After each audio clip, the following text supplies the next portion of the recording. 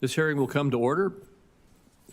Today we will hear from Rodney Scott, who is nominated to serve as Commissioner of the U.S. Customs and Border Protection, or CBP.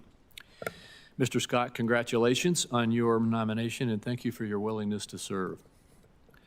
Mr. Scott's 29 years of service at the U.S. Border Patrol provides him with the hands-on experience to oversee one of the world's largest and most important law enforcement agencies. The men and women of CBP are on the front lines of keeping America safe while ensuring the lawful commerce and travel still move efficiently.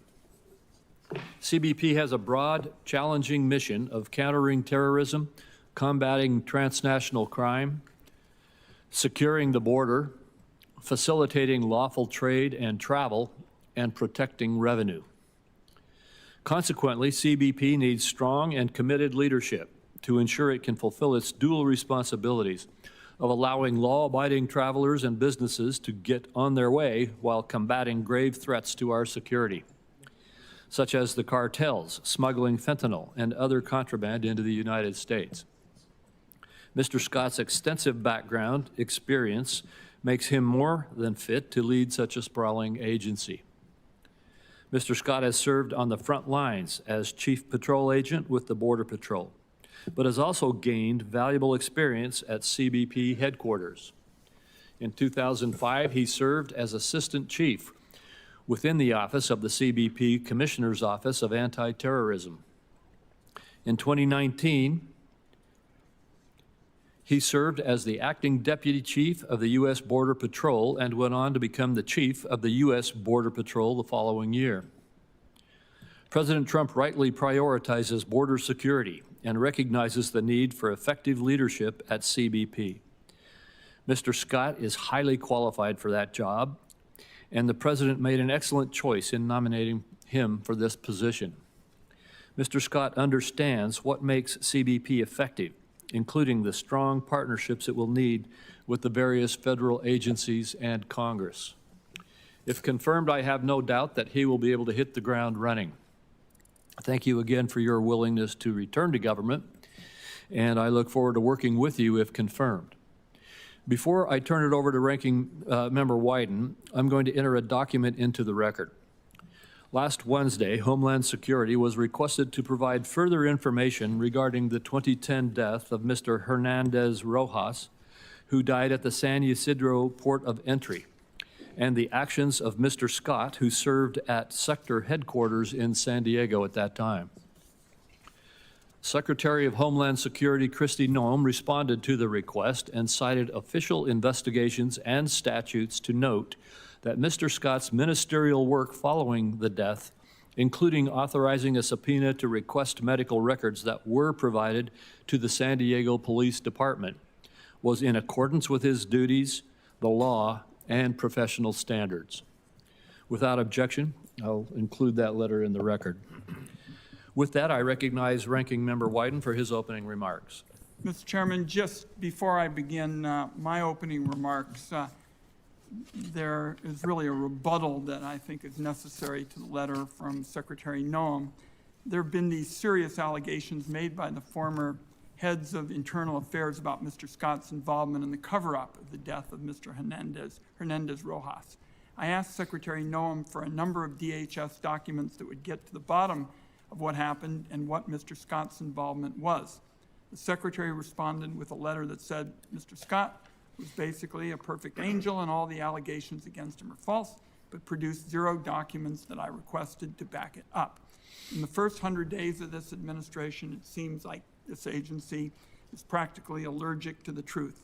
I don't believe this committee should take this letter on faith, and I have some additional information from those who were there at the time, as opposed to Secretary Noem, who was not. So I hope that Secretary Noem will give the committee the documents we need to get to the bottom of the issue, but so far she's refused. Mr. Chairman, to go to my opening statement, the Commissioner of Customs and Border Protection is like a point guard in basketball for everything the government does at the borders. They're responsible for more than 60,000 employees who carry out the screening and processing of millions of packages going in and out of our country every day, and for millions of people who cross the border in and out of our country each month. They have an essential responsibility to keep America safe and to keep the economy humming. An individual who holds a job should have deep experience with both customs and with protecting our borders, along with unimpeachable judgment. Today's hearing is to determine whether Rodney Scott possesses that experience along with the strength of character to be trusted with one of the most essential jobs in government. The evidence shows that he falls short. Just a quick review to begin of Mr. Scott's record. In 2010, he led the U.S. Border Patrol in San Diego. While in that position, a migrant who crossed the border was detained by CBP officers and severely beaten while in their custody. The man we've mentioned, Mr. Rojas, died of those injuries, leaving behind his wife and 5 children. Rather than following the agency's own policy and immediately referring the incident to outside investigators, the San Diego CBP office began its own inquiry. In the course of that investigation, the CBP officers taped over the only video copy of Mr. Rojas' death and tampered with physical evidence, according to court documents. In an action that the former head of CBP Internal Affairs called illegal and possibly obstruction of justice, Mr. Scott signed a subpoena to obtain Mr. Rojas' medical records, which Customs and Border Patrol then refused to release to the San Diego Police Department. Last night, Mr. Chairman, a former senior CBP Internal Affairs official, Mr. James Wong, who was present at the time of these events, which I think is crucial to determining what really went on, wrote me with his grave concerns about Mr. Scott's nomination. The investigation Mr. Scott oversaw, according to this high-ranking CBP Internal Affairs official, quote, was not an investigation, it was a cover-up, one Mr. Scott supervised. This abuse of power disqualifies him from leading one of the largest law enforcement agencies in the country. I would ask, Mr. Chairman, that this letter from Mr. Wong, this high-level CBP official who was present at these events, be entered into the record at this point. Without objection. Mr. Chairman and colleagues, I guess the question then becomes, did Mr. Scott learn from his mistakes? It doesn't appear so. In 2021, a woman who formerly served as a Border Patrol agent tweeted criticism at Mr. Scott about his handling of the Rojas investigation. The former agent was an outspoken advocate for reforming the Border Patrol practices as a survivor of sexual assault while in the patrol's academy. Here's how Mr. Scott responded on his public Twitter account to criticism from a woman who survived sexual assault. And I quote, "I investigated all your allegations. Not a crumb of evidence could be found to support any of them. But I did find out a lot about you. Lean back, close your eyes, and just enjoy the show," unquote. The judge called the tweet, and I quote, "a classic rape threat," but found that it fell short of constituting an imminent threat of violence. So the question becomes, is the Senate Finance Committee going to accept a CBP commissioner who casually has threatened a woman in this way? Our standards of character could not have fallen so low that they can be dismissed as old news. Finally, in the summer of 2020, the Trump administration deployed a staggering number of federal law enforcement personnel to my hometown of Portland, Oregon, in response to overwhelmingly peaceful First Amendment activity. Unidentifiable federal law enforcement whisked away Oregonians in unmarked vehicles, shot people in the head, indiscriminately unleashed all sorts of chemical weapons and contaminants, and injured many. The violent federal response involved 337 Border Patrol agents, with Mr. Scott in the chain of command. As Chief of the Border Patrol, Mr. Scott provided both administrative and operational support for the deployment. So the question then becomes, does what happened in Portland or San Diego in 2010 matter now? Americans need to know the head of a major law enforcement agency won't sign off on bogus searches, harass female employees or travelers, or allow the agency to target people based on the president's whims. The Customs and Border Patrol Commissioner sets the policies and conduct for searching a person's belongings at the border, going through their phone, and potentially saving that information to a database that can be searched by thousands of federal employees. If the Customs and Border Patrol Commissioner can't be trusted, important priorities like stopping fentanyl smuggling and human trafficking can't go forward. Let me wrap up by Mr. Scott's qualifications. He has no experience with customs facilitation or enforcement. Donald Trump is creating the biggest disruptions to the customs system that I've seen in my time in public service, and leaving it in the hands of someone without experience with customs raises serious questions. That matters to small business in Oregon. If a key part from overseas gets stuck in the customs process at the border, a small manufacturer can see their whole production line delayed, meaning more costs and losing out on contracts. The CBP Commissioner has to make sure that legal trade goes smoothly at the border, and he's got to limit the impact on supply chains and workers from Donald Trump's erratic proclamations on tariffs and trade. We look forward to hearing the questions from our colleagues today and Mr. Scott's testimony. Thank you. Thank you, Senator Wyden. And before I proceed to the questions that we will ask you before you begin your testimony, Mr. Scott, because of the colloquy that we've now begun engaged with over the letter that was sent by the CBP in response to your questions, I just want to read one paragraph of it. The letter states, contrary to what has been alleged, Mr. Scott did not impede any investigation, nor did he take steps to conceal facts from investigators. No less than 7 local and federal investigatory bodies reviewed the circumstances of Mr. Hernandez-Rojas' death, and none found any evidence of actions that were inconsistent with law, regulation, or policy. The CBP's San Diego Sector CIIT found no wrongdoing, and the agency's National Use of Force Review Board determined that the agents' and officers' use of force was consistent with policies that existed at the time.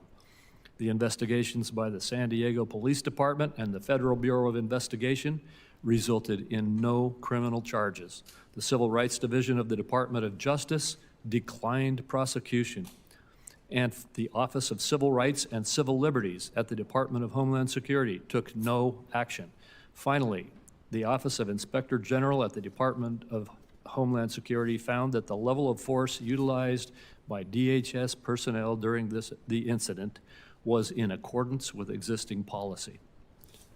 Mr. Chairman, we won't prolong this for the rest of the morning in terms of the back and forth with the letters, but Secretary Noam was not there at the time.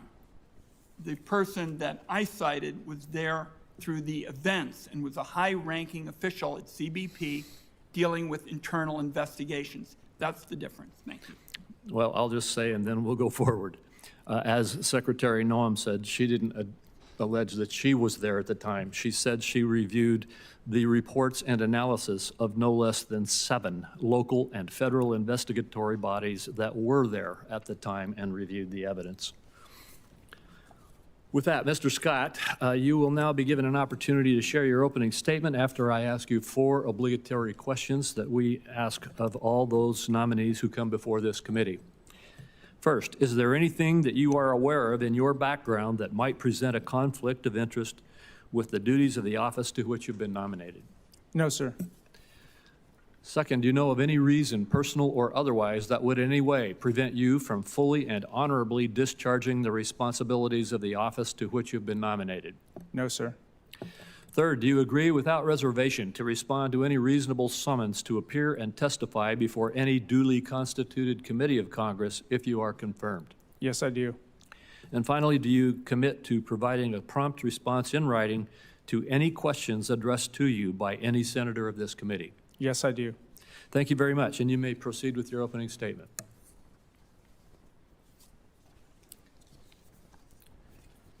Chairman Crapo, Ranking Member Wyden, members of the committee. Good morning. It is a great privilege to be here today as President Trump's nominee for Commissioner of U.S. Customs and Border Protection. I'm immensely honored to have the trust of President Trump and Secretary Noam, but I'm here today to earn your trust as well. If confirmed, I am ready to serve without compromise. Let me start where all strength begins with some wisdom. Proverbs 15:22 instructs us, plans fail for lack of counsel, but with many advisors they succeed. I am fortunate to have the counsel of many, but first and foremost, I want to recognize my wife, Tandy.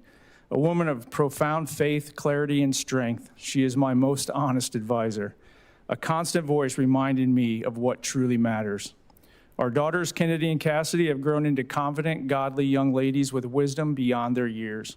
And I thank the three of them for being my biggest cheerleaders and for challenging me to lead with character, even when it came at a personal cost.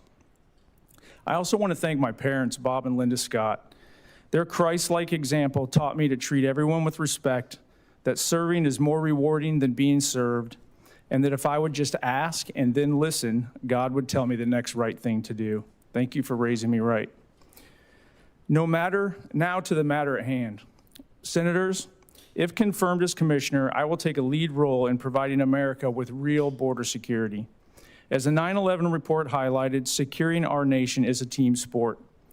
I've been on this team for over 3 decades, and I've learned a lot. Our borders must be secured, not just to protect a line on a map, but to defend the American people, our values, and our way of life. I joined this team in 1992 as a GS-5 Border Patrol agent trainee, and I competitively progressed through the ranks to earn the position of Chief U.S. Border Patrol. I'm very proud of that green uniform that I wore, but CBP's mission is bigger than just the Border Patrol, and so is my experience. During my career, I was immersed in a living border security laboratory.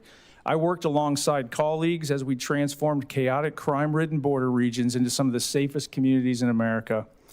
I watched CBP officers fine-tune operations to maximize the flow of legal trade and travel that fuels our economic security, while simultaneously interdicting weapons, people, and contraband like fentanyl that violate our laws and put our families, friends, and neighbors at risk. Unfortunately, I also watched communities slide backwards into total chaos when policy changes resulted in crimes being ignored. I learned what works, and I learned what does not. I learned what motivates our personnel and what demoralizes them. If confirmed, I will leverage my experience to empower the men and women of CBP to do what they were hired to do: safeguard every American by providing secure borders and keeping trade and travel moving. Border security is national security. 9/11 made that very clear when foreign terrorists exploited vulnerabilities in our border security and murdered thousands of fellow Americans.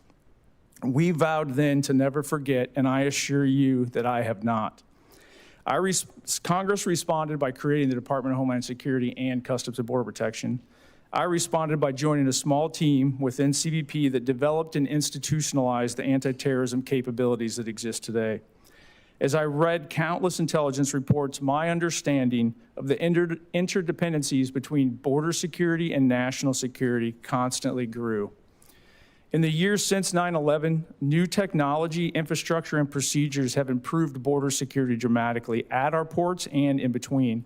But the most important factor will always be the people, the professional, dedicated patriots that make up U.S. Customs and Border Protection.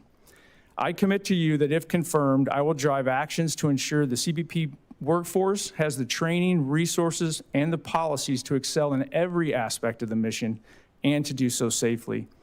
I will encourage innovation, modernize processes, and enhance efficiencies. And I will work to ensure that CBP strategies are driven by intelligence and data, and that the policies align with national security, including our economic objectives.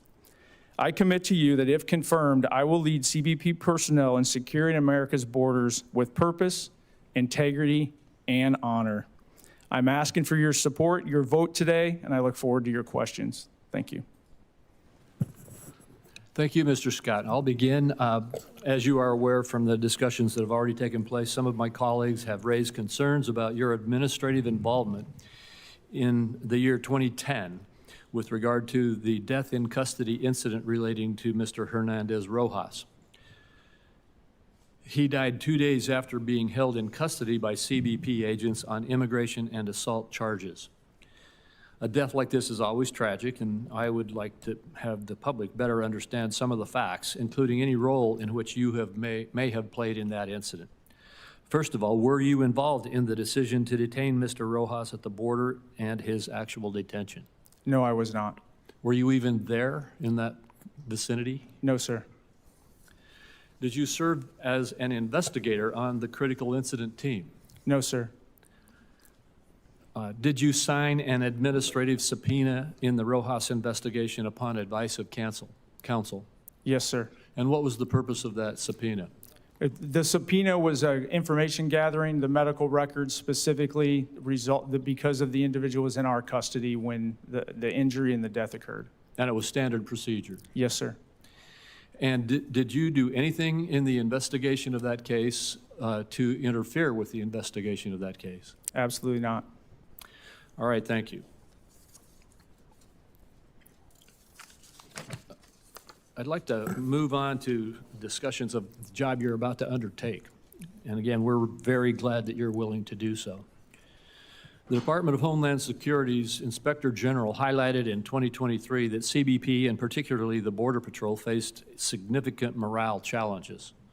Could you please tell us about your management philosophy and experience and how you might use it to raise agency morale? Thank you for that question. Agency morale is critically important, and I think a lot of people don't really understand what that means. That's literally the motivation, and in law enforcement, it becomes officer safety issues. So the morale isn't just about how happy they are, it really does affect border security. My leadership model has always been the same. I engage, I have conversations, and I tell people very clearly what I expect. I expect them to follow the rules, follow the laws, and to do their job. And to the extent that they do that, I will support them, and then we will hold anybody accountable that gets outside of that violates any of the rules or laws. When you give clear guidance like that and then live by it, your actions match your words, morale increases. And most importantly, right now, we have an administration that actually wants the Border Patrol agents to actually do their job. They want CBP officers to actually enforce the laws that are on the books. That in and of itself has turned the morale around pretty good already. And I'm just going to, if confirmed, I will build on that. Well, thank you. Under President Trump's leadership, as you just referenced, in February and March of this year, CBP reported fewer than 30,000 nationwide encounters with a removable alien. By comparison, the CBP had reported more than 200,000 encounters in February and March of 2023 and 2024. And my understanding is that the number is now even lower than what I just said for February and March. What are the implications for CBP now that encounters with removable aliens are only a tiny fraction of the encounters that CBP was experiencing in just the last couple of years? Again, thank you for that question. The results are tremendous. The cartels need illegal aliens to distract and overwhelm law enforcement so they can bring in other threats, whether it be fentanyl, narcotics, or anybody that's willing to pay more money to not interact with the law enforcement officer. They try to do that at the ports and in between the ports. So the fact that we have diminished or significantly reduced the volume that Border Patrol has to deal with, that the CBP officers are having to deal with, that puts agents and officers back on enforcement duties. It allows us to know more about what's going on the border. Agents out in the field between the ports can cover more area. But at the ports of entry, the immediate result of slowing down that flow of illegal aliens put 600 CBP officers back on the line so they can actually expedite the flow of legitimate trade and travel, find fentanyl that's hidden in vehicles. They're actually out doing the job that America asked them to do, securing the borders and keeping America safe. Thank you very much. Senator Wyden. Thank you, Mr. Chairman. And to continue on the question of the Secretary's letter, she continues to not respond to our request for the documents, which is central to our doing our oversight work here. But what is even more significant to me is that she hasn't responded to the key question, which is whether the subpoena the nominee signed was legal and appropriate.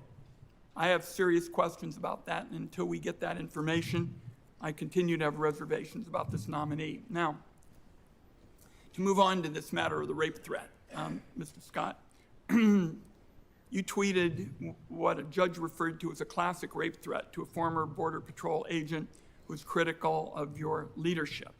And you tweeted at her on this matter, quote, "Lean back, close your eyes, and just enjoy the show." To a former officer who took issue with you in CBP leadership for the culture you'd fostered, a culture that included the alleged cover-up of the brutal killing of Mr. Rojas. This strikes me as exceptionally troubling. She had said that she had been raped while she was at the academy, and you chose to respond with a rape threat.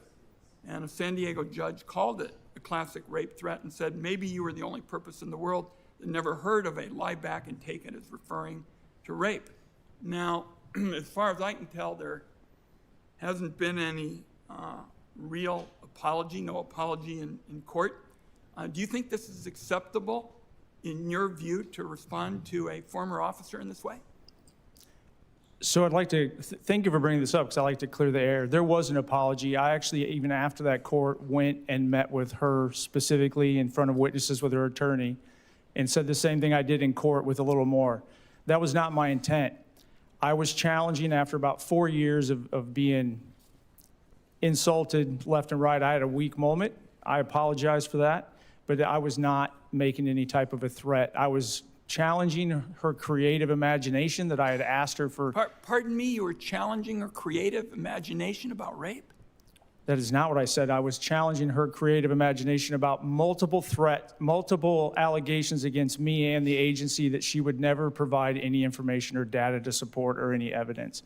But regardless, I apologized to her. I told her that I believed it was out of line.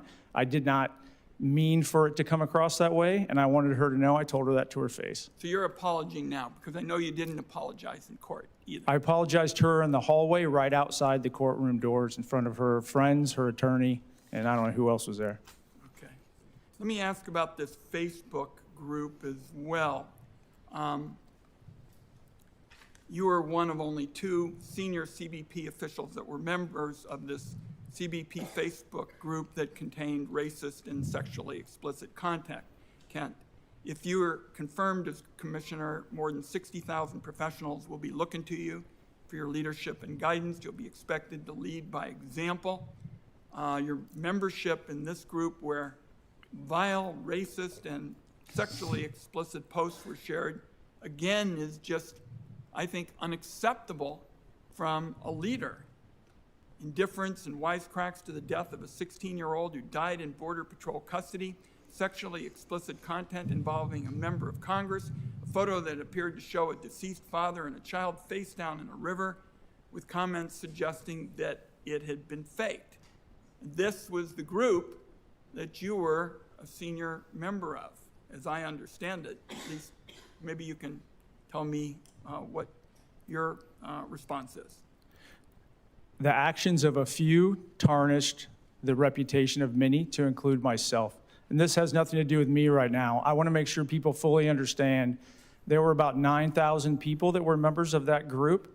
There was a very small group of people that posted inappropriate, offensive material. It was called out by other Border Patrol agents on that site, and it was investigated, and they were held accountable. At no time did I ever see any of those posts until I was actually interviewed by the Office of Professional Responsibility during the investigation. And the vast majority, just because of the algorithms of Facebook and how that works, unless someone tags you, the vast majority of those 9,000 people did not see it either.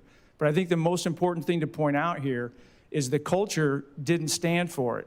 Border Patrol agents actually identified it, flagged that what they thought was inappropriate. It was investigated. Many of those individuals responsible were disciplined, and a couple were fired. My time is about to expire. Were you a senior member of this group? I was a member of this group. I never deleted my account. I wanted it total transparency. People could see what I saw. Okay. So you were, in fact, one of only 2 Border Patrol chiefs who were members of the group whose activity resulted in 2 employee removals, 43 suspensions, and 12 letters of reprimand. So I'm looking for an assessment of your judgment. Should you have been a member of this Facebook group with all of this ugliness being sort of business as usual?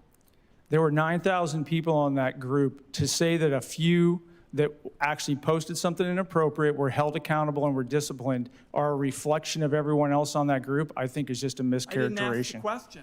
I said, should you have been part of this group as a senior member, given what we have on the record? And you apparently think that there's really no problem with it, that it's just another big group, and that's my concern. Thank you, Mr. Chairman. Thank you. Senator Johnson. Thank you, Mr. Chairman. Mr. Scott, first of all, thank you for your past service. There's obviously a serious attempt to smear you. I don't think it's going very well for him. I read Secretary Noam's letter back to the ranking member. Before I get my main question out, I mean, do you just want to, why do you think they're trying to smear you? I don't want to speculate. I mean, politics are politics, but I want everybody to know, if you look at my track record, the one thing you'll see consistently is transparency. In every one of these cases, what you see is what you get. Everybody makes mistakes. I believe the ones I've made were very minor. We learn from them and move forward. I don't know how to speculate on why they would try to So smear the background. what I didn't do is bring the chart that we've been using now for years, showing how President Trump pretty well secured the border, and then, through their want and desire, they totally opened up, let millions flood in this country completely unvetted. I'm thinking that maybe they don't really want to talk about that and discuss how now President Trump has successfully secured the border. They'd rather try and smear you and totally distract the American public. That would be my, what I would surmise. But again, I appreciate your past service, and I know you'll do an excellent job as commissioner. One question I have is, being a fiscal conservative, I was fully supportive of providing the administration the resources they need to not only secure the border, but deport, the however many millions of people that should be deported. Okay, and that's going to take resources. The swiftness with which this administration has secured the border. Again, I don't want to just throw money at the problem. I want to make sure that we account for every dollar that we do spend. So that's my main question. Because no matter whenever we were talking about some kind of border security or some immigration bill, we're going to be throwing a lot of money at it. And the question I always ask, well, once we actually achieve it, we're not going to need all those detention beds. We're not going to need to spend all that money. We're not going to need all those additional border patrol because we've solved the problem. The problem with government is once you start spending, you continue to maintain those spending levels. So can you just address how you're going to look at those budgets, what kind of information you're going to provide to us? Because I'm hoping you'll be confirmed before we actually pass, whether it's a big, beautiful bill or do it in segments the way my preference would be. Will we have the detail in terms of exactly what CBP needs to do its job, which is going to be somewhat separate what we're going to need for ICE and the deportation efforts as well? So if confirmed, I will do everything in my power to make sure that you get that information. One of the things I highlighted as chief, and I will do again if confirmed as commissioner, is ask a lot of questions and mandate that any proposal or even any daily work that's going on can be directly tied back to the border security mission, and not with some gray dotted line, a pretty good solid line. One of the examples within Border Patrol that we got out of that by looking at it was the border wall system, for example. When we tested that and proved it out in San Diego sector, we were able to show that it freed up 150 agents every 24 hours that could then be shifted to other areas that were more remote. That was a $28 million return on investment for the life cycle of that border wall. And it's examples like that I will push and drive as requirements for asks for CBP. Similarly, at the port of entry, that non-intrusive equipment can show how we save man hours. But the most important thing you mentioned already is reducing the flow of illegal activities so we can focus on those bigger threats with the resources we have. But do you agree with me, and again, I'm absolutely amazed at how quickly the border has basically become secure. A secure border will actually reduce the amount of money we need to spend, correct? I mean, we'll actually, a secure border will save us money. It's not going to require additional funds. I believe to a point, I mean. I believe a secure border will save all of America a ton of money and a ton of lives. Okay. Again, look forward to working with you. And again, I apologize for the smear campaign.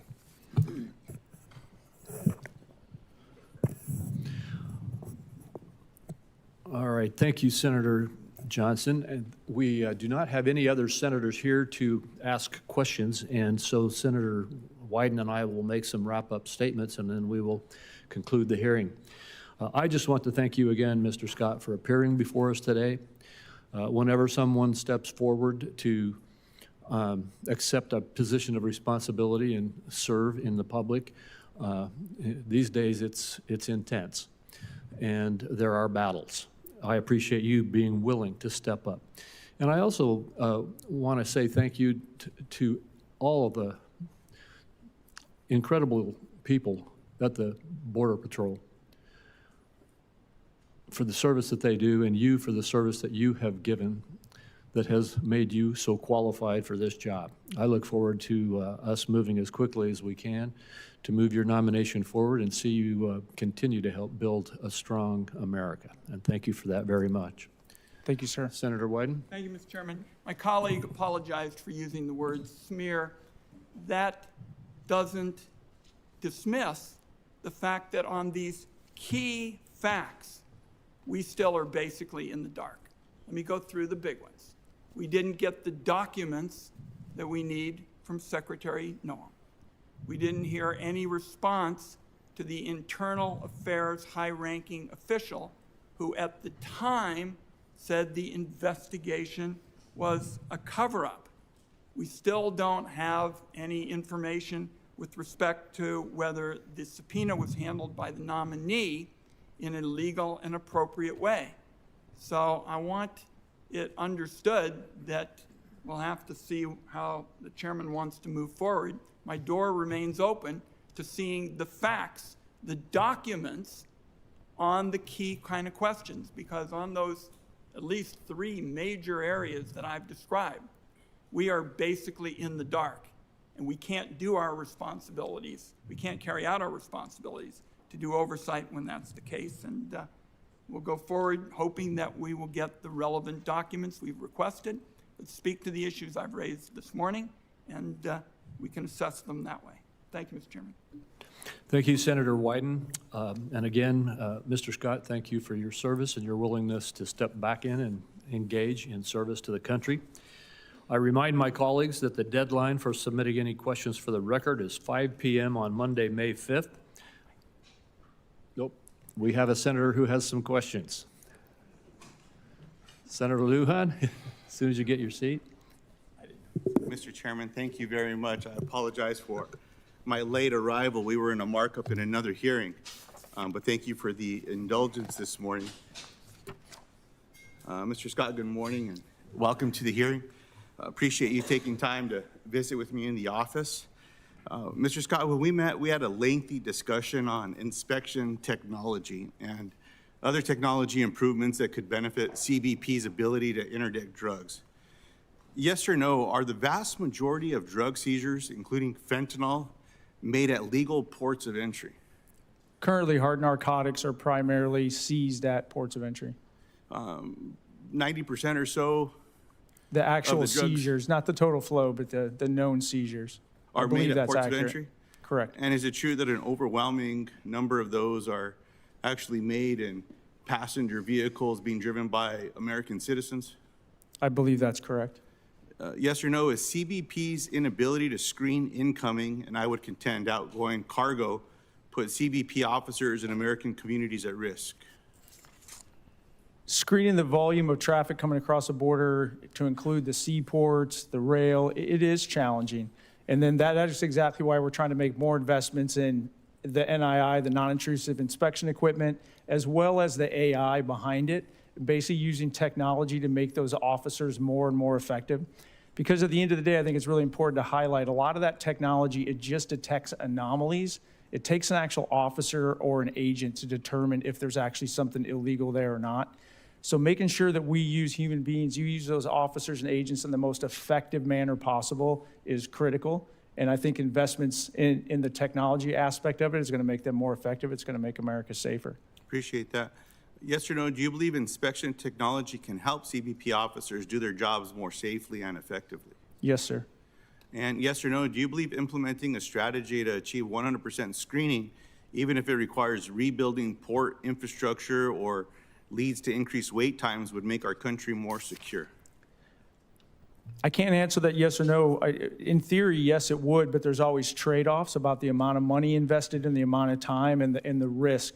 So in the short term, CBP, I believe, does have a strategy to significantly enhance the number of vehicles that are actually being screened with NII. In a perfect world, we would love to get to 100%, but there's going to have to be a lot of conversations with Congress on how to fund that, because it will, as you know, we talked about, it will require revamping the actual footprint of ports of entry where they're right on the border and we just don't have the ability to inspect before they get to the primary inspection location. I appreciate that. Mr. Chairman, this is one of those areas where I hope that we don't just talk about this, but this is something that we could probably do.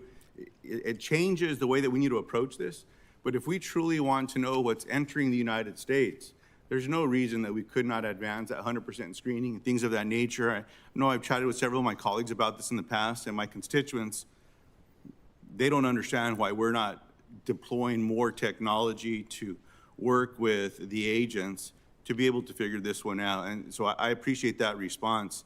Now, do you believe that CBP should partner with our national laboratories to develop and deploy the next generation of these tools that can identify the molecular or chemical makeup of fentanyl and other narcotics? Thank you for that question. As I mentioned in my opening, border security is a team sport. So yes, the labs, private industry, the Department of Defense, anybody that's actually looking at these, I think can be a partner to help us get more and more effective and utilize our personnel more effectively. And Mr. Chairman, this is one of the areas where I've suggested for years that the Science and Tech Directorate in the DHS space, the Department of Energy is working with many agencies with work that they do all around the world. There's no reason that more of that could not be commercialized or used in a space where there's a domestic approach to it as well. And it would actually, I think, create some savings in the United States and allow us to have more advanced technology that could be deployed. Now, Mr. Scott, 2021, the Borderplex region was the manufacturing hub with the 5th highest employment in North America, accounting for 17% of all trade with Mexico. The Santa Teresa Port of Entry in New Mexico ranked number 6 in imports and number 7 in exports among land ports for merchandise trade along the United States-Mexico border in 22. For livestock trade, Santa Teresa continues to represent the largest port along the U.S.-Mexico border. Now, given these clear indicators of Santa Teresa's rising strategic and economic importance, my question is, why has CBP not prioritized the Santa Teresa Port of Entry for infrastructure improvements? So currently, as a policy advisor, I don't have that level of detail, but if confirmed, as we discussed before, I'll commit to reevaluating the entire priority for infrastructure improvements and looking at it, because especially on the southwest border, in all the environments, the trade and travel has shifted and expanded dramatically in certain areas, and I know we have not kept up. So I commit to looking into that more if confirmed. I appreciate that, sir. And Mr. Chairman, if Governor Abbott's going to continue to close ports of entry going into Texas, they go to New Mexico. So maybe we can find a nice way to be able to get this done and push New Mexico up that 5-year CIP plan. Thank you for the time. Appreciate your responses. Thanks, sir. Thank you, Senator Lujan, and you're right. You have been talking about this for years. You're very focused and dedicated on it, and I think you're onto something. Senator Blackburn. Thank you, Mr. Chairman. Thank you for being here before us today. We appreciate it.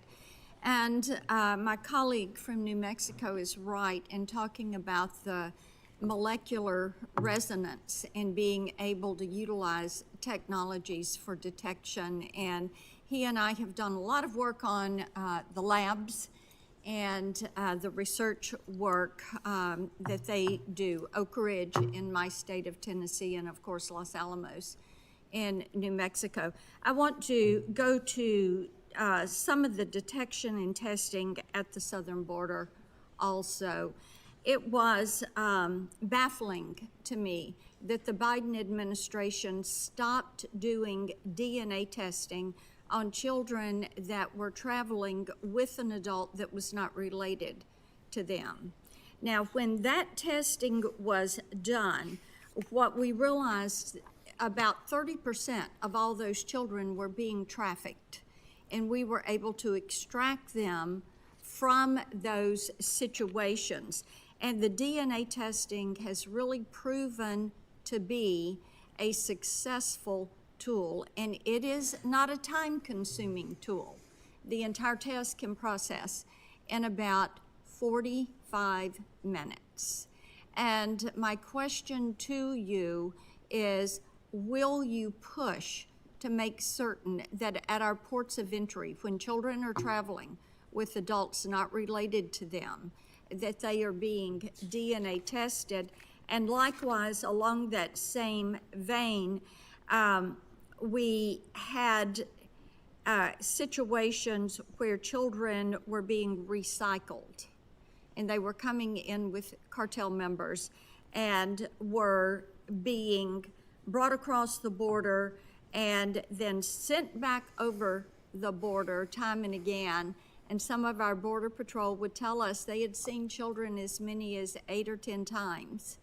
And this is a horrific practice. So we have the Prince Act that would give CBP the authority to fingerprint immigrants under the age of 14 to combat and to ultimately prevent this human trafficking. So we have those two items, the fingerprints and the DNA testing, that could and should be used. Will you commit to using these to help protect children that are being trafficked? Senator, thank you for that question. The short answer is yes. When I was chief of the Border Patrol, we were pushing out that rapid DNA testing. I was I don't even have the right word for it. I was really shocked when the Biden administration shut that off. Yeah. Because it was such a good tool and there was really no justifiable reason to turn it off. Yes, I will do everything I can to get those tools back in place because there's no more vulnerable population than the children being brought across that border and being trafficked. Great. Memphis is the logistics hub of our country. Of course, we have all the Class 1 railroads that are there. We have the Port of Memphis. We have FedEx. And so as we work on this, we know that we're addressing threats. The FBI recently put out a memo pertaining to Chinese Communist Party and their influence along the Mississippi River and about the dangers of counterfeit goods that are coming into the country. And we know that CBP has an important role to play as we look at this supply chain. Cargo theft is an issue. Securing these shipments is an issue. So can you speak for a moment about the importance of these inland hubs and the shipping logistics and what is taking place in our logistics hubs like the city of Memphis and how that affects our supply chain? Yes, thank you again for that question as well. The trade and travel piece of CBP is critical, but the security starts well before it gets to the United States through programs like CTPAT, where we work with trade partners, we build security mechanisms in place. But at the end of the day, it doesn't stop there. It actually goes into the U.S. to the hub centers, as you talked about as well, anywhere that's going on. It's also very important for our revenue generation to make sure we know what commodities are actually being imported, and if it matches what they said on the bill of lading, what nation it came from, so that it wasn't shipped through another nation to get out of the revenue as well, the taxes as well. It's all critical. I commit to you that I will focus on that just as much as I will focus on the land border itself. Thank you. Thank you, Mr. Chairman. Mr. Chairman. Thank you, Senator Blackburn. Mr. Chairman. Yes. On behalf of Senator Cortez Masto, I'd like to enter into the record at this point a letter that she has sent to the heads of the major federal departments about President Trump's impact on trade and tourism. Without objection. And Senator Lankford, you're up. Mr. Chairman, thank you. Mr. Scott, thanks. Thanks not only for being here today and going through this process, thanks for decades of serving our country and what you've done in federal law enforcement, and to be able to work to be able to make our country more secure. And so I just want you to know from the people of Oklahoma, we're proud of you and we're grateful for the work that you've continued to be able to do on that. I want to run through just a bunch of questions to be able to try to get a few things out there. One of them is, I had great frustration at the end of the Biden administration. They pulled from the polygraph examination for future folks that are serving at the border, the drug use question. That's been there for a long time, multiple administrations, is an issue to say if you're a current drug user or past drug user on that. at least to be able to get that out on the polygraph. They just didn't want to know, and so they just pulled that off entirely. My question to you is, are you aware of all that? And if so, what can you do about it or have done about that? What can be done to be able to make sure that when we do those polygraph screenings, we're getting information that we need to be able to get? So thank you for that question, and also thank you for raising that to my attention. I was not aware of that before we discussed it in your office. Since then, I have looked into it. There's some nuances that's being reviewed currently within CBP again, and if confirmed, I promise you that I will look into that, and I will share that information with you, and we'll do everything we can. We'll make sure we're balancing that risk, and we know who we're hiring, because I am very proud of the Border Patrol and that honor, and we're going to keep it intact. Yeah, so it's a great group, and we want to make sure we use that polygraph for the reason that it was actually intended to be able to use, to be able to reduce our threats and vulnerabilities to that point. There's a long-standing back and forth between CBP and GSA in our facilities. Multiple of the facilities along the border, GSA, it's a unique facility. They don't run that. It's not a warehouse. It's not a data center. It's not an office space. It's a very unique facility. We've given more and more flexibility to CBP to be able to make decisions, but we still have a lot of issues that are there along the border. How will you handle that relationship between GSA and those facilities and those that are run by it, and the CBP facilities that they do? CBP runs entirely some of their facilities, but GSA runs others. So what would you see for the future of that relationship? So we do have the split model, and it seems to be more ports of entry versus Border Patrol and Air and Marine away from the border. I believe CBP has a robust system in place now to be able to manage our own facilities. I will sit down with, if confirmed, I will sit down with GSA, talk through this, find ways that, first and foremost, that we make sure we're giving Americans the best return on their tax dollars we possibly can. But I also want CBP to have the flexibility to be able to actually have facilities that meet our needs. Yeah, it'd be great. We'll be glad to be able to help through that process as well. One of the challenges that we faced is narco drones coming across the border, not just people hauling drugs, but it's unmanned aerial vehicles coming across the border at 5,000 feet and just dropping the drugs into the United States on it. This has been an ongoing challenge. President Trump, obviously, day one, signed an executive order on this. How would you anticipate we start to be able to engage more effectively on this? Because currently, we've had some seasons where we've got 10,000 narco drones coming across our border. So again, thank you for that question. This is an emerging threat that needs a urgent response. So I know there's discussions already going on within CBP on the technology side, working with the Department of Defense, but there's also some regulatory issues with FAA and the FCC on how to actually counter those drones. The capability to identify them is a lot easier than the capability to mitigate them, but it both exists. I will push as hard as I can to get the right tools in the right hands to make sure that we stop that threat. Be great. Senator Lujan had asked you a question before about trying to be able to do more screening coming northbound. Obviously, there's additional equipment that you need to be able to do that, agents. That's going to be one of those areas for screening that GSA has struggled to be able to deal with on the facility side of it.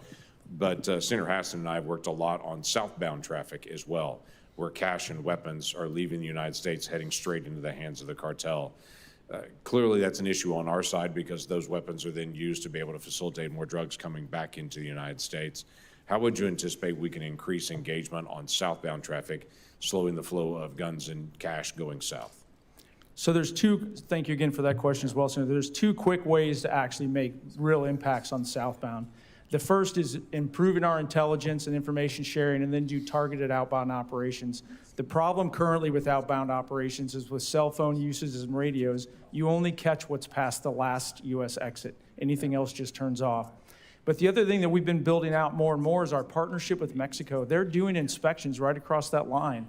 And to the extent we can build up the credibility there and to build up their capability and do information sharing with Mexico like we do with Canada, we get both, the outbound and the inbound, but we have a partner that actually helps support and pay for that outbound as well. Terrific. Look forward to ongoing conversations about the National Vetting Center and a whole bunch of other areas we can get a chance to be able to partner together.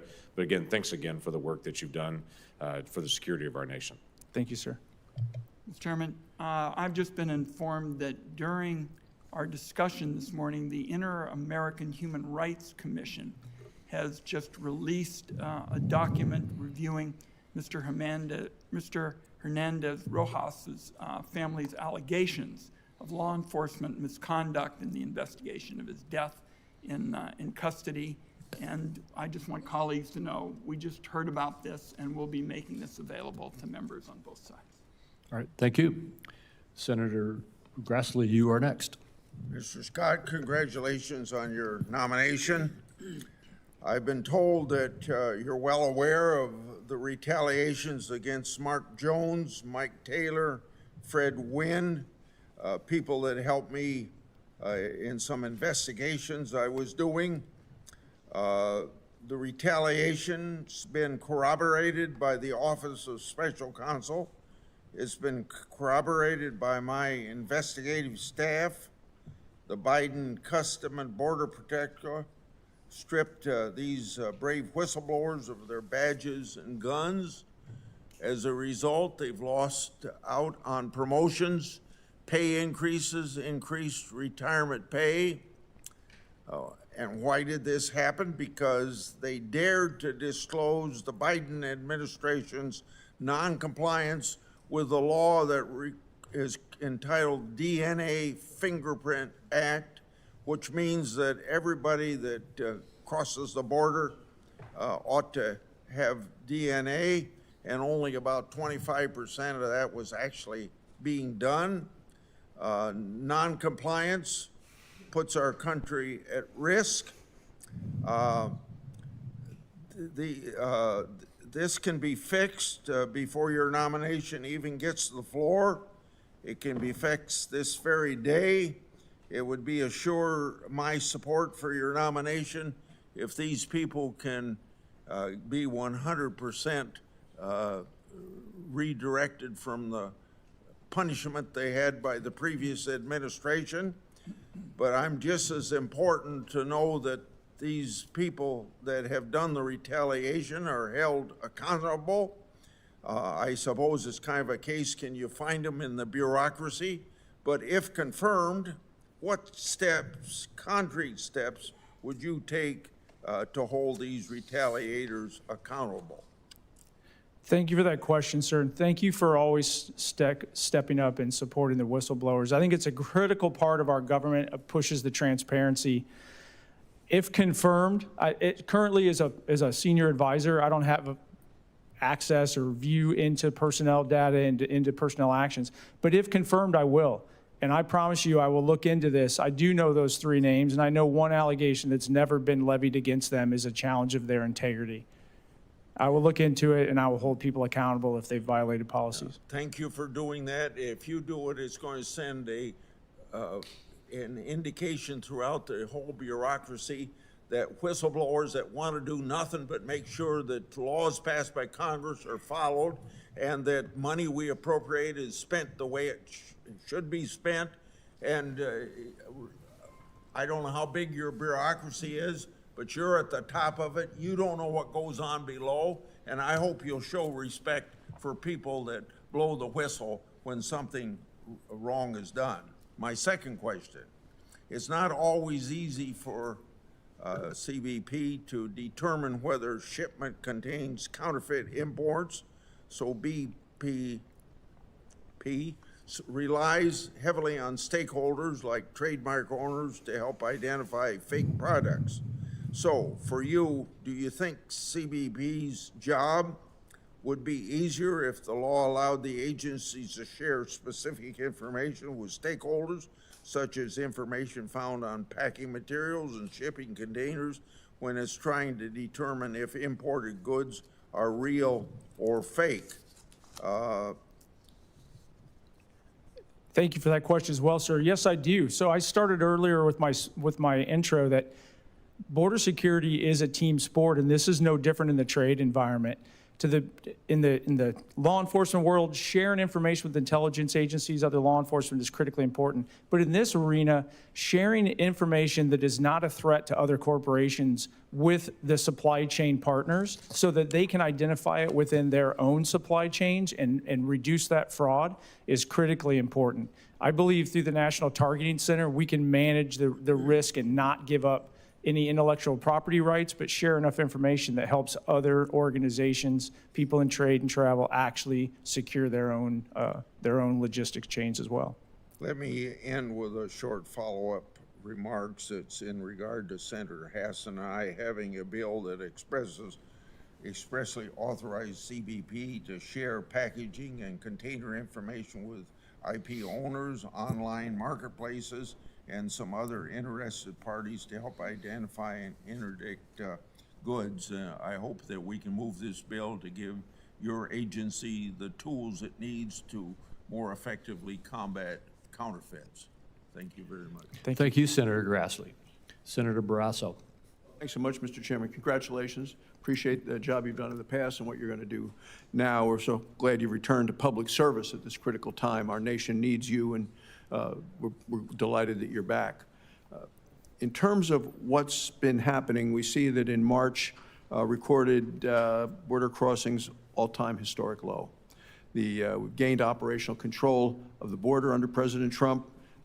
In March, Border Patrol encountered just 7,000 illegal immigrants crossing the southwest border between ports of entry. This is a 95% decrease from March of 2024, remarkable. Illegal immigrants are getting the message that the Trump administration has removed the welcome mat from illegal immigration.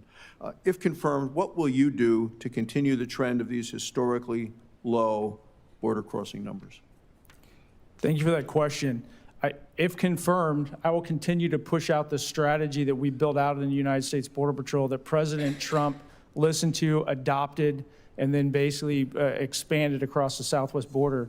President Trump understands that when we reduce the illegal crossings of illegal aliens, that allows more agents and more officers to expand their coverage, and it allows us to identify the fentanyl and the other threats. So we'll continue to build out the border wall system. We'll continue to build out the technology, but we'll also make sure that we work with the U.S. Attorney's Office that there are consequences to violating laws in the United States.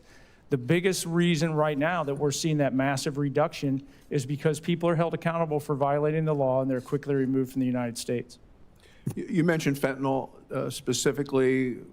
I'm a doctor and know the tragedy that resulted in this. Let me ask you what additional resources that you'll be needing at CBP from our Congress to strengthen the frontline defense against fentanyl at our ports of entry. So the fentanyl threat is unique in the fact that it takes such a small amount to kill so many people. So it's harder to find. You know, marijuana was huge truckloads, but fentanyl can be hidden in a glove box. It can be hidden in a trunk. So the non-intrusive inspection equipment that Congress has funded a lot of and will probably need more of, as that gets more better and better, that's an area. But we also need the ability to actually install it. So some of our ports of entry are going to have to be revamped. And then the canines that we use are very effective in those tools. But so is our national targeting center that people don't see. People see all the things I just mentioned, but we have a targeting center that looks at all the shipments coming in and out of this country to include the de minimis product, the de minimis packages, and they're identifying trends, and we're finding fentanyl or precursors in those as well. So it really comes back to the people, supporting the people of CBP. Let me ask you two parochial questions in terms of my home state of Wyoming. In Casper, there's the Natrona County International Airport. It serves Wyoming's only international port of entry. The presence at this facility in terms of the Border Patrol ensures proper screening from international arrivals while facilitating critical global trade operations for our Wyoming businesses. The port of entry is pivotal to sustaining our robust economy and workforce. Can you give me your commitment that if confirmed, you'll provide staffing and resources for Border Patrol at the Casper and Natrona County International Airport? So if confirmed, sir, I've learned to be very cautious of what I completely commit to, that I don't know what I'm committing to. I'll commit to looking into it, and I'll just address that the resource challenges exist across the entire board.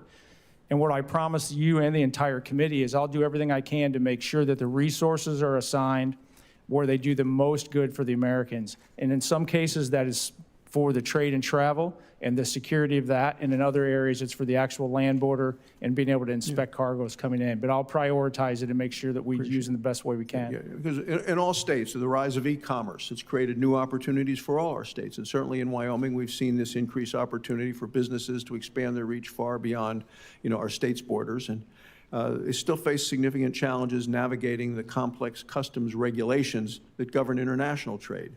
When they're exporting their products, they run into complex procedures related to customs, burdensome documentation requirements, evolving trade regulations. So all too often, it confuses people. It's a confusing process. It leads to costly errors, resulting in delays, penalties that threaten the business's survival.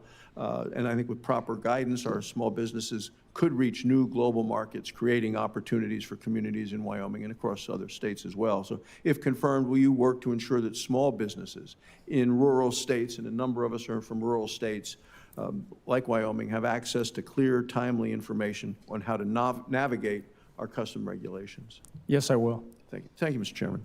Thank you. Senator Welch. Thank you very much, Mr. Chairman, and thank you.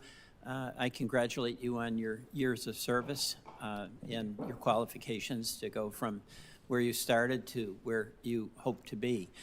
I want to ask about the discretionary part of your job. You've got a big responsibility, obviously, to have the border secure, criminals to be deported. But there's also an element where the overreach in the power of prosecution, the power of law enforcement, as you know better than anyone, is immense, can have some harmful consequences. We've got folks working on dairy farms, and we just had one of our most prominent dairy farms. There was an incident there. That farm, by the way, has extremely good relations with CPB folks. These farmers understand the importance of the job. But there was apparently an anonymous tip about somebody with a backpack. It led to 8 farm workers being arrested. They're now in detention. We've got to milk our cows. We've got to have access to labor. None of these folks have any criminal record. And really, this is a question about priorities. I'm all with my colleagues here on securing the border. I'm all with my colleagues on deporting criminals. But my goodness, we need farm workers. And how are you going to balance the aggressive efforts of the Trump administration on the border and make distinctions between where you best can act in order to protect the public and not harm agriculture? So thank you. So Customs and Border Protection's role is a little bit unique in that we're focused on the interdiction aspect. So we're focused on people coming into the United States illegally at the borders or an international border. We're not doing the interior enforcement aspects.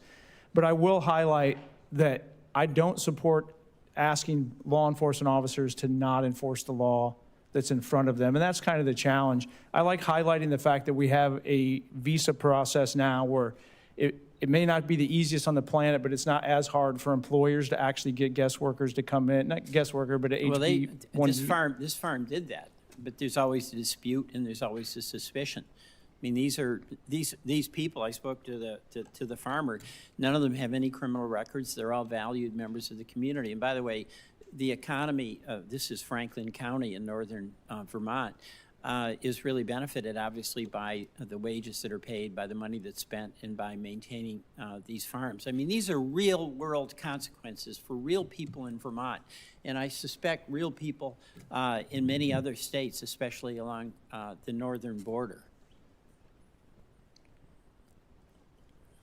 If confirmed as commissioner, I'll ensure that we enforce all of the laws that CBP enforces, immigration and customs, with humanity and respect, and work with the communities. But I can't apologize for actually enforcing the laws that Congress enacted and put on the books and asked us to enforce. I'm not asking you to apologize, and you do have a point, because it's on Congress that we don't have a sensible policy on ag workers. That is on us. But you know what? We've got to do something about it. This is horrible what just happened to this farm. Really terrible. And these are all good people that are working there. And they've been separated from their families. Land ports of entry in Vermont. We have a library that literally, you know about this, is on between the border, between Canada and in Vermont. And this is one of the challenges you face.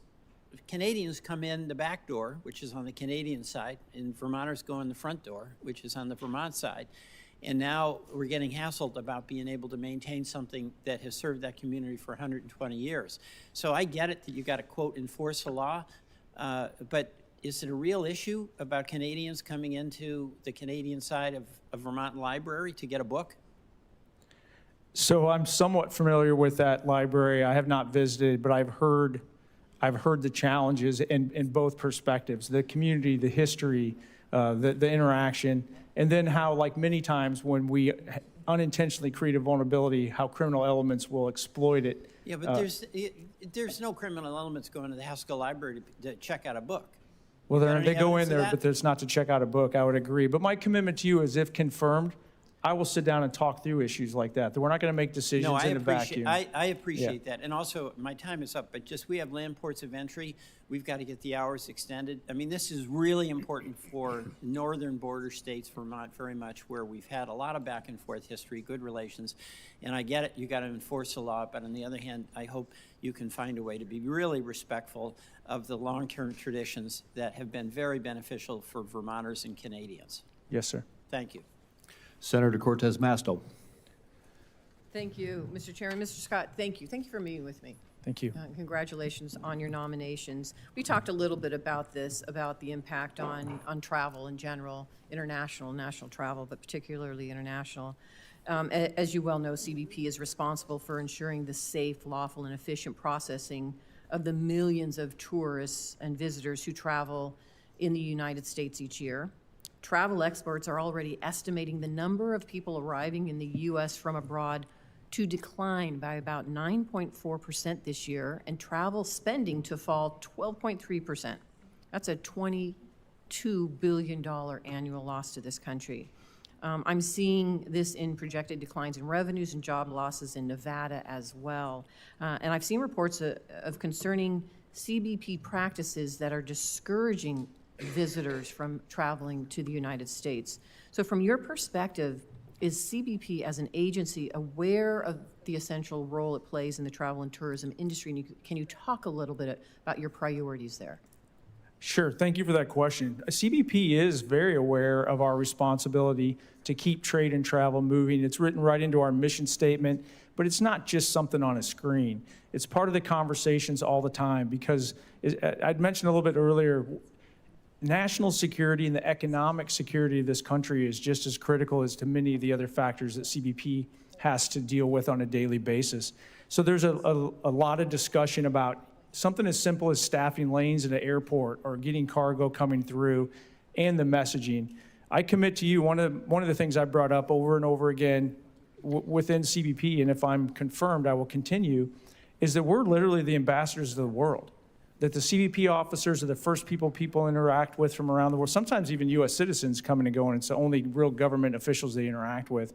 And that relationship also sets a tone. The professionalism, the honor, the dealing with people with respect, but making sure that we focus our efforts on the real threats, and we use things like global entry. We use things like Nexus and FAST to expedite the flow of people through the border that we've already identified the trusted travelers is not a threat, so we can speed up the rest of it. Thank you. I have sent a letter to the DHS Secretary and others in the administration about the negative effects the actions of this president and the cabinet are having on the trillion-dollar travel economy. I thank you to the chairman and ranking member for putting it into the record. My ask of you is, can you commit to helping to address those concerns in that letter and getting a response, but also addressing the economy in general and the impact that tourism is having? Hopefully you can commit to that, and then I look forward to working with you further on it as well. I'm not familiar with what specifics in the letter, but I commit to you that I'm open to conversations, and I will work with everyone in this committee and in the Senate to make this country safer, and that includes expediting the flow of legitimate trade and travel. Thank you. And we talked a little bit about this in my office as well, but obviously the CBP's border security mission is critical. It's really critical to the safety of our country. And should you be confirmed, what is your vision for our border operations during your time as commissioner? Could you restate that? I'm sorry. Sure. What is your vision for our border operations during your time as commissioner? Thank you for that question. My vision for border operations, and this is between the ports and at the ports of entry, is to make investments, strategic investments that actually buy time back for our officers and agents to do things that only a human being can do. That face-to-face interview. One of the questions earlier, more in a land border environment, was about children being trafficked. The number one way that we've ever identified children being trafficked is by a face-to-face interview. By slowing down the flow of illegal cross borders through technology, through NII at the ports of entry that actually get us to focus on the real threat vehicles, the trucks, that frees up the human being to do what only a human being can do. And I commit to you that if confirmed as commissioner, that's going to be one of my priorities for any investments, is that we can tie that back to actually man hours, human being hours on things that only human beings can do. Thank you. I appreciate. Thank you, Mr. Chairman. Thank you. Senator Warnock. Thank you, Brother Chairman. Mr. Scott, congratulations Thank you, on sir. your nomination, and enjoyed our conversation. Welcome to you and your family. When we met in my office, we agreed that we must have a secure border. There's no question about that. We have to have a secure border. We also agreed that we should treat everybody who arrives at our border seeking asylum with dignity and respect. Would you agree with that, yes or no? I believe we should treat everybody with dignity and respect. I agree with that.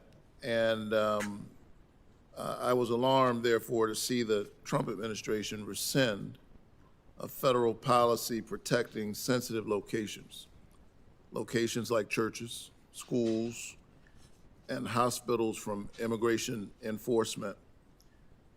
I think fomenting fear, widespread fear in communities like what we're seeing right now, is not treating folks who live in that community with dignity or respect. Yes or no, are you currently aware, of any CPB presence at churches, schools, or hospitals within CBP's geographic jurisdiction? Other than for recruiting, I am not aware. You're not aware. As a pastor, I know firsthand the importance of being able to worship without fear of persecution.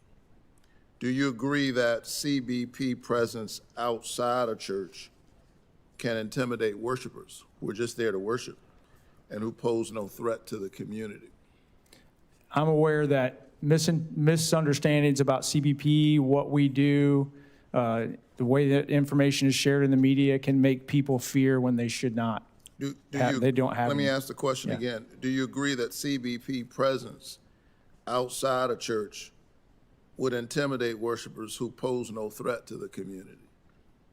I can't speculate. I'm not trying to dodge the question, but I can't speculate on that answer. If you're a U.S. citizen or a legal resident, there's no reason to fear any I can tell CBP. you that there are communities that are experiencing widespread fear, regardless of their citizenship status or immigration status. And I think those folks ought to be able to worship without fear and without intimidation. And I feel this deeply as a pastor. Every Sunday as I lead worship in my sanctuary, and there are folks who lead worship, participate in worship in sanctuaries. Sanctuary ought to be just that. It ought to be sanctuary.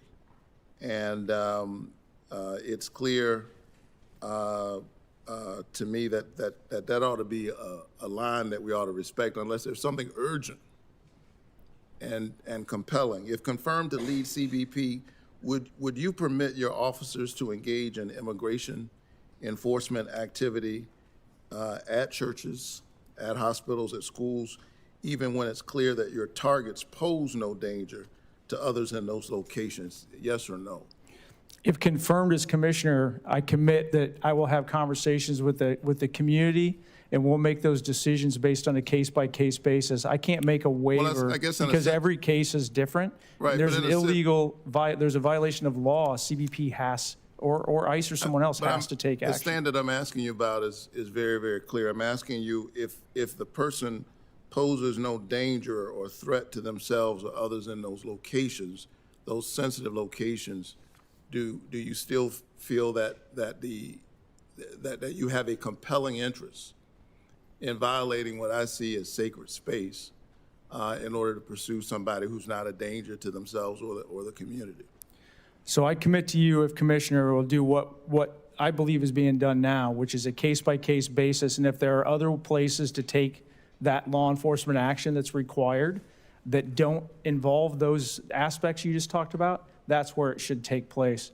But I can't give you a blanket, I'm not going to mislead anybody, I'm not going to give anybody a blanket promise that we're not going to go into those areas if we deem it's the right thing to do.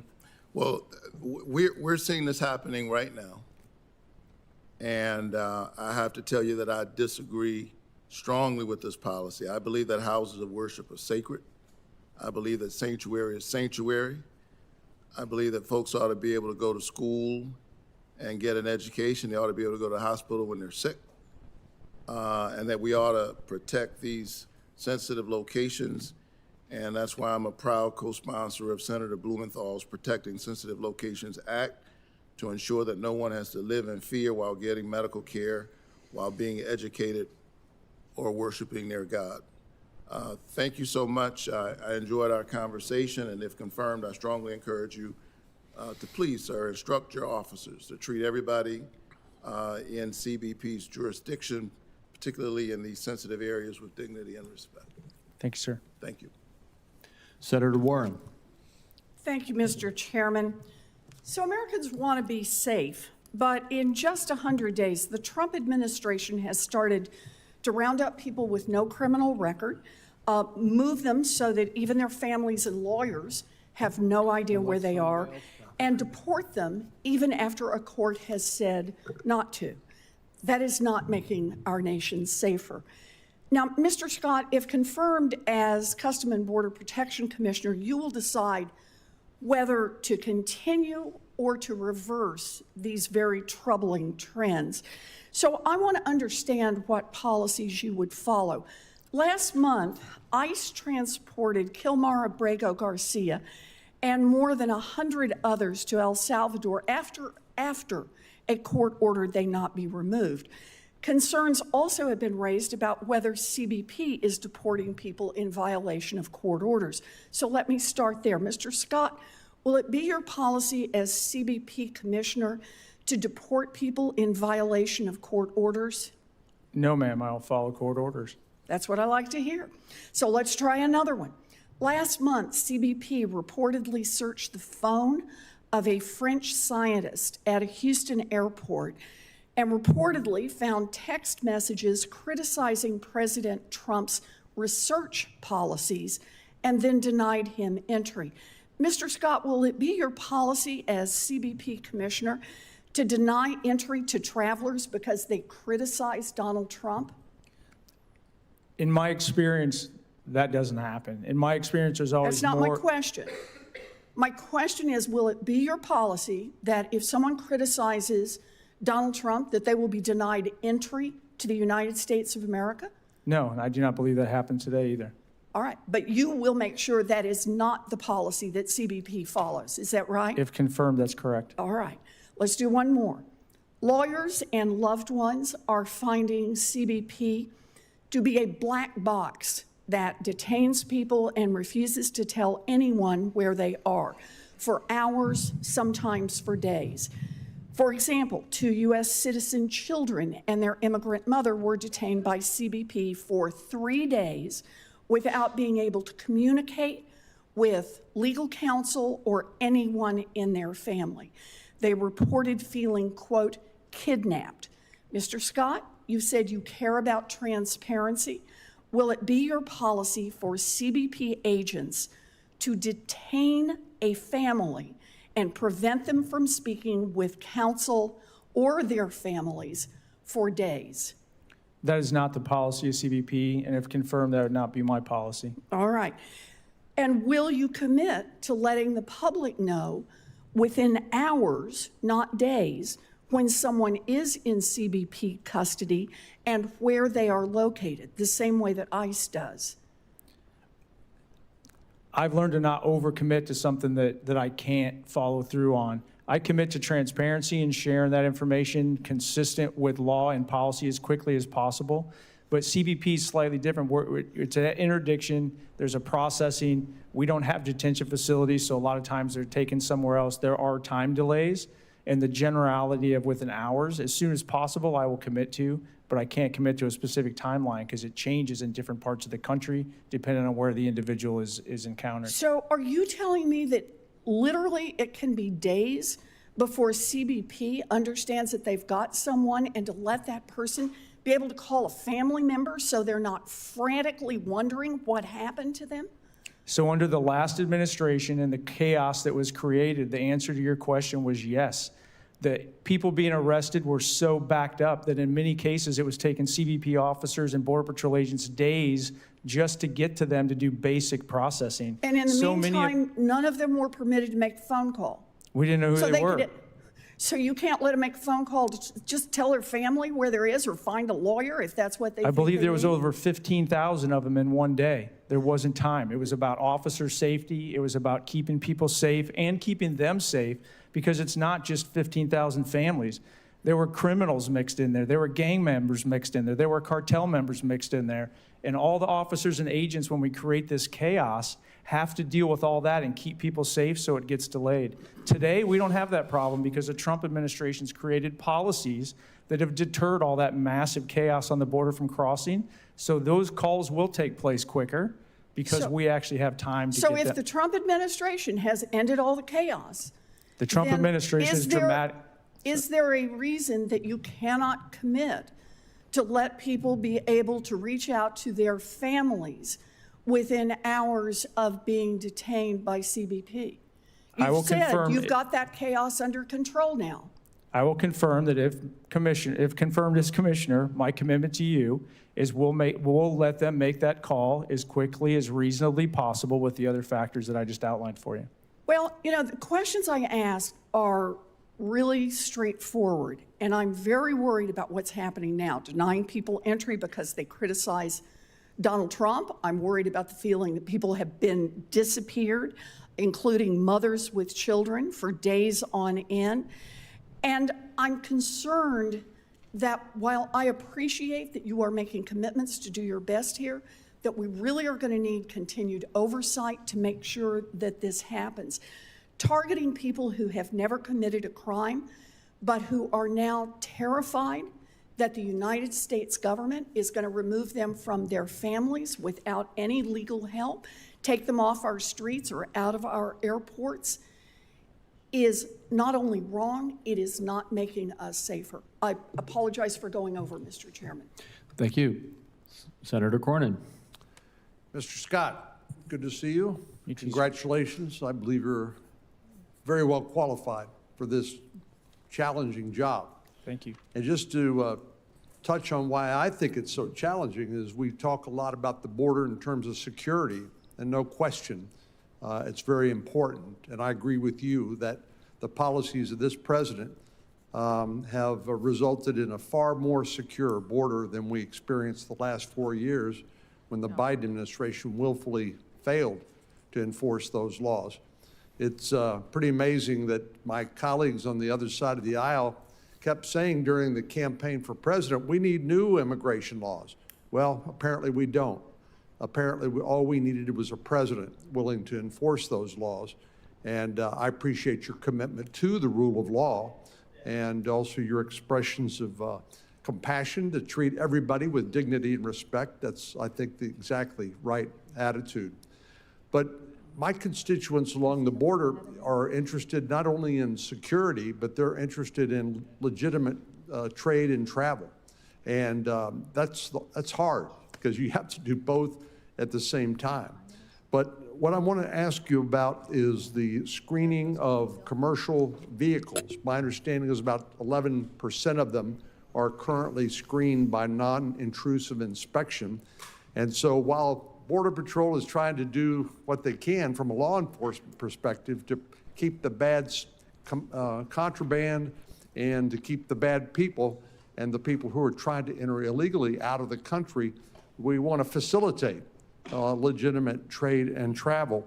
And do you think there are other things we need to do specifically with regard to inspection of commercial vehicles, more technology, more people? How would you increase the number of commercial vehicles that we can actually inspect for illegal contraband or people? Thank you for that question. I think it's critically important you highlighted, but I want to remind everybody that it's the same cartels that operate at the ports of entry in between the ports of entry. So that's why the inspections and ramping them up is so important, because we know the cartels are going to just try to move and take advantage of any vulnerability in border security. So rolling out the non-intrusive inspection equipment that you guys have made some significant investments in, getting that deployed, saving those man hours to then be able to do the deep dive inspections is the way to go. We're looking at ways to leverage AI more, that we can layer that on top of the NII equipment to be able to identify those anomalies, but it still takes an officer to figure out what's really there. And then in the trucking and then the containers, it's even more difficult because of just the sheer space. How much you have to remove from that truck to be able to find it. Making sure that the ports actually have some things as simple as a forklift and a place to pull a truck, a loading dock. Some of the ports of entry didn't have those basic infrastructure requirements, or not to the extent we needed. If confirmed, I commit that I will look at that entire spectrum. Sidebar, but I lived in Nogales, Arizona as high school. A lot of friends, their families were customs brokers. And there, if the produce got slowed down, it would literally rot on the truck sometimes. So I know how important it is to get that trade across to those individual families that invested in those farms to grow that. And then you just take that across the entire supply chain. It's critically important, and I will work on it.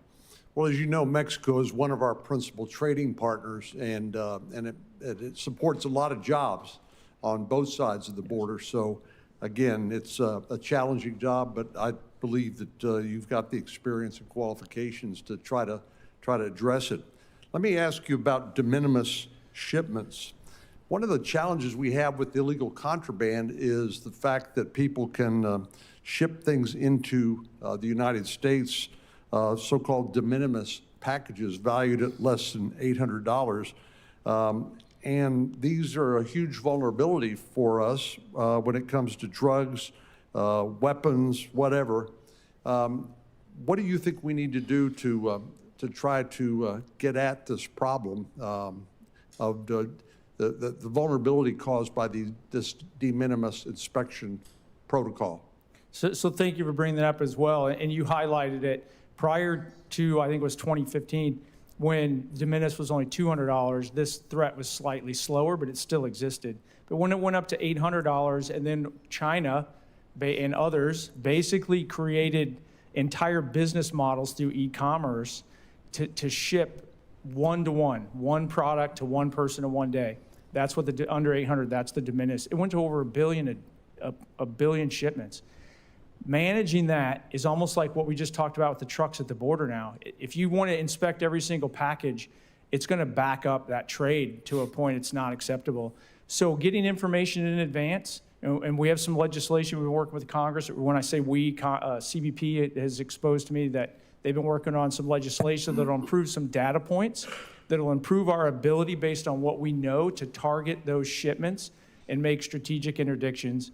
And then improving the security of the entire supply chain, working with the customs brokers, working with the carriers like FedEx and DHL to make sure that they're tightening up their supply chain so we know where it's coming from.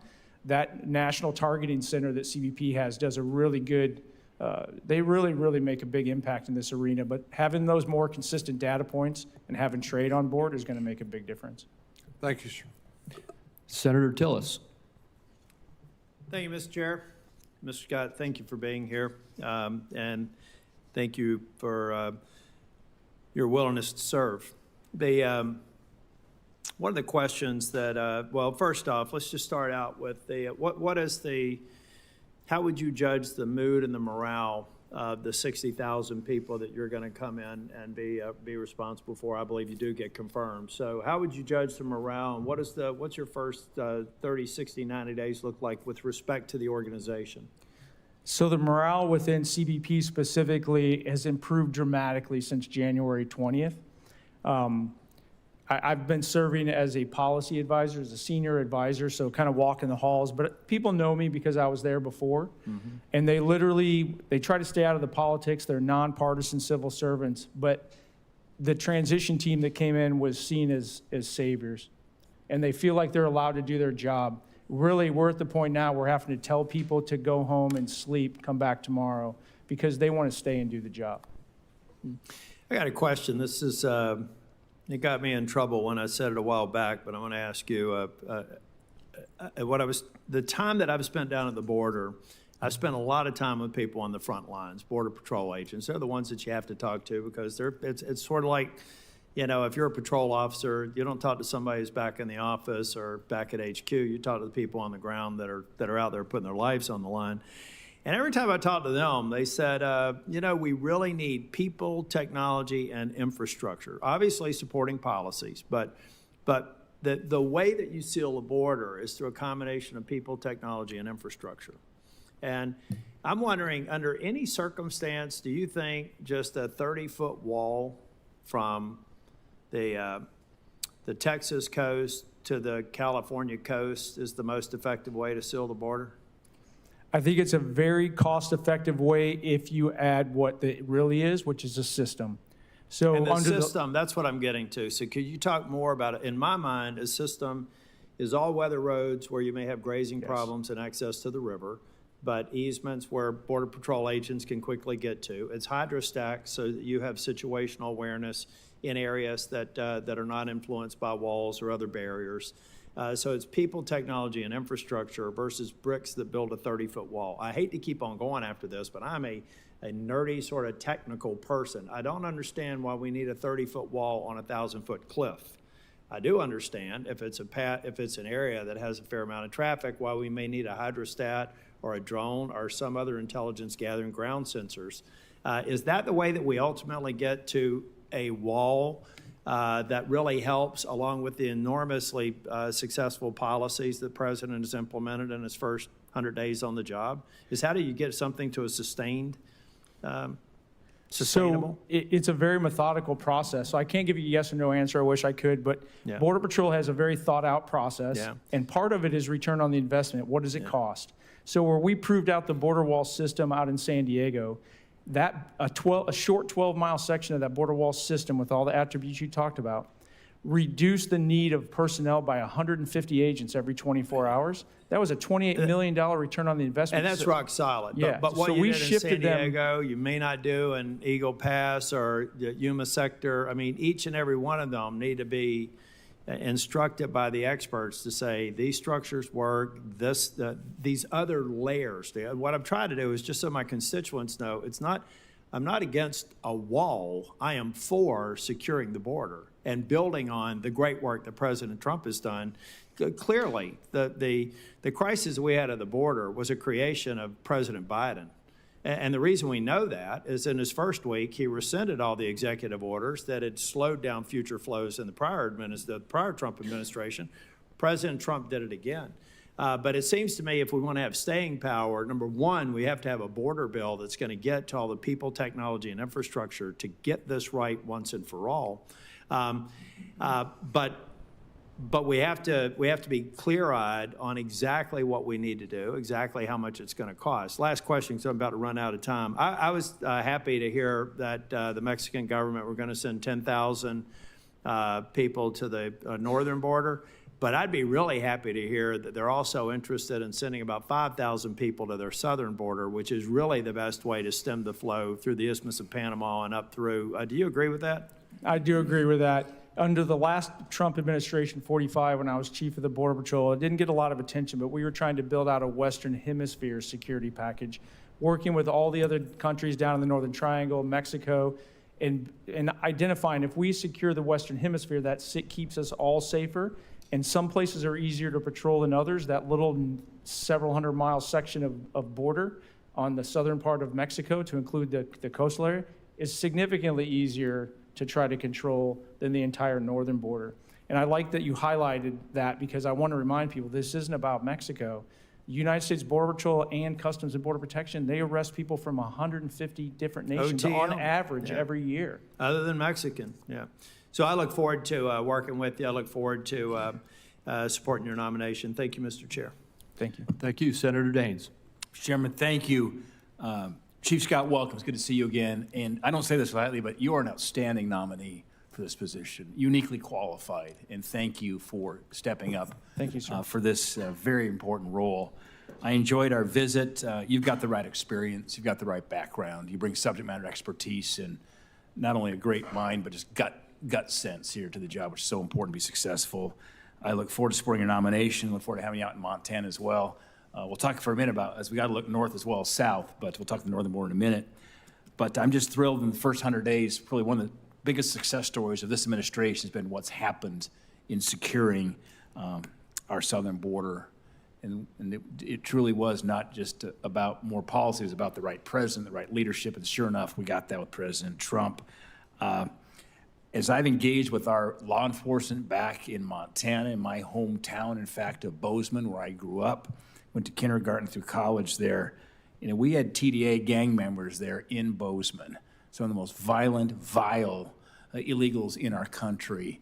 And as remarkable as I quietly chatted with law enforcement, they're on the ground, trying to protect our communities, doing a great job. They told me they weren't getting virtually any response from ICE under the Biden administration. That wasn't the fault of ICE. It was the fault of the leadership, because the organization will flex the way the leadership is flexing.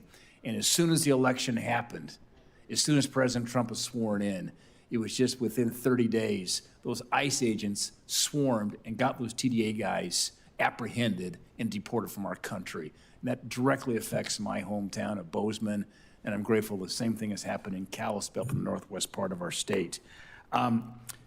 As you know, human traffickers and cartels will take the path of least resistance. With the vast northern border, it presents unique challenges with federal resource and personnel stretched thin.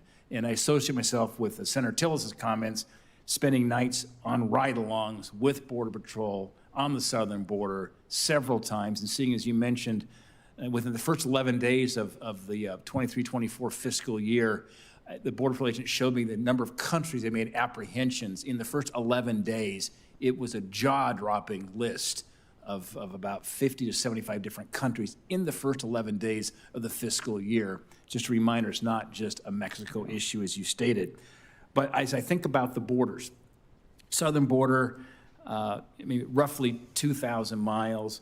Northern border, about 4,000 miles. You include Alaska, that were 5,500 miles. Just take the continental 2,000. Our northern border's 4,000, twice as big. Montana's about 545 miles east to west on our northern border.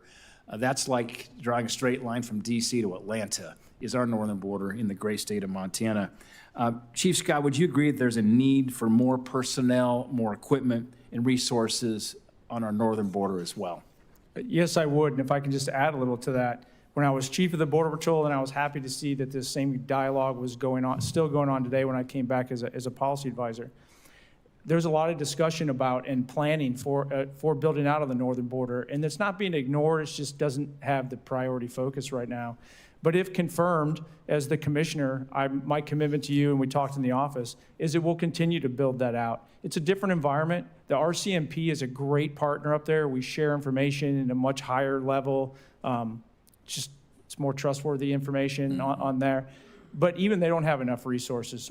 I've been exposed to some plans. I'd love to share them with you later. I didn't have them when I was with you the other day, about Border Patrol's vision on how to secure the northern border, and some fairly small investments that should make some huge returns long term. But my commitment to you is we will not ignore the northern border. Scott, thank you. I want to shift gears and talk about the important north-south trade that we have with Canada. CBP agents play a critical role in facilitating that, the commerce going back and forth, inspections, cargo classifications, duty collections. President Trump has made it clear he's willing to use every tool available to bring our trading partners to the negotiating table to secure better trading terms for American producers and manufacturers. While these negotiations occur as we speak, it's critical that importers receive clear and accurate guidance from CBP on the status and classification of their goods in order to reduce uncertainty. There's a lot of farmers and ranchers in Montana. Our number one trading partner, by the way, is Canada. Fertilizer imports and heavy machinery that come from Canada are crucial for their operations, particularly this season of planting season. We've got these narrow windows in Montana. Planting season this time of year, of course, harvest coming up, late summer and fall.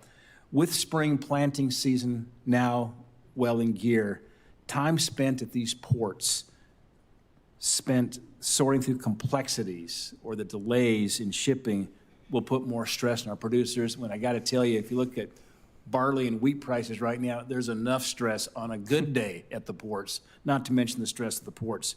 My question is, will you commit to offering clear and timely guidance for Montana importers to ensure compliance and the fastest resolution regarding some of these cross-border trade issues? If confirmed, I will. CBP has an Office of Trade Relations outside of the actual Office of Trade, focused on just that. And I commit that I will staff that office and make sure that it's actually available to answer those questions. And I can tell you from interacting with them, they're actually excited to answer those questions. Well, music to my ears. Thank you, Chief. And just one last point on these ports of entry. We share 13 land border crossings with Canada. And I agree with you. Our Canadians are great partners in terms of sharing information and trustworthy and working well together. As I mentioned, Canada is Montana's top export market. Thousands of people cross that Montana-Canada border every day to spend money in our communities. Hours of operation of our ports of entry were significantly impacted by the pandemic, and unfortunately, they've yet to return to pre-COVID hours at several of our crossings. If confirmed, I would urge you to expand the hours of operation at our ports of entry at a minimum, match the operating hours with our adjacent Canadian ports. I just want to add this to your to-do list. You're going to get confirmed. You're going to be on the job here as quickly as we can get you through the Senate. This parity will reduce confusion. It is a mismatch when the Canadians have different hours than we do. It's a problem. It will result in an increase in vehicular and pedestrian traffic, and I can tell you it's going to help us out in our economy there in Montana. If confirmed, I promise I'll look into it. All right, thank you. Mr. Scott, Senator Crapo has got to go make votes, and we're not going to get into anything new. I'll wrap up our procedures for moving forward in the next couple of days, but I just want to reiterate that what I continue to be concerned about is the lack of documentation responding to the key issues. The question of whether what was done with Mr. Rojas was legal and appropriate. The Secretary, Ms. Noem, is not giving me the documents. I'm told that there are all kinds of documents and you're a terrific guy. Well, let's have the documents and then we can discuss that. So I just want to make it clear, and Senator Crapo is gone, that I'm interested in the documents that attest to the facts about these matters, that there's some differences of opinion. If you have any facts that would suggest that what Mr. Wong said was inaccurate, I would like to see the facts in that regard. And then we have this new report, which I've discussed with the minority, that we'll want to make sure you have a chance to comment on it as well. So that's what I'm interested in, and my door remains open as well to get facts surrounding those essential issues. With that, I remind my colleagues that the deadline for submitting any questions for the record is 5 p.m. on Monday, May 5th. With that, the Finance Committee is adjourned.